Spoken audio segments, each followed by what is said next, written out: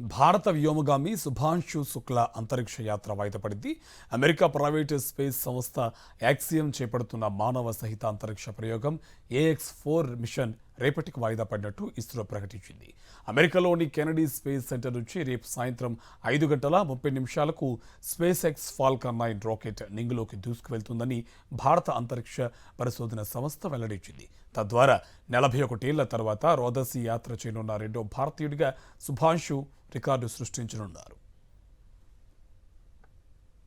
ఇస్రో ఈ ప్రయోగానికి 550 కోట్లు ఖర్చు పెడుతుంది. భారత్కు సంబంధించి 8 ప్రయోగాలను శుక్లా చేపట్టున్నారు. నిజానికి మే 29నే ఈ ప్రయోగం జరగాల్సి ఉండగా వాయిదా పడింది. తొలుత ఈ ప్రయోగాన్ని జూన్ 8వ తేదీకి వాయిదా వేశారు. ఆ తర్వాత ఈ ప్రయోగం రేపటికి వాయిదా పడింది. ప్రయోగానికి ముందు సన్నాహాల్లో చిన్న సాంకేతిక సమస్యను గుర్తించడంతో మిషన్ను వాయిదా వేసినట్టు యాక్సియం స్పేస్, నాసా సంయుక్తంగా ప్రకటించాయి.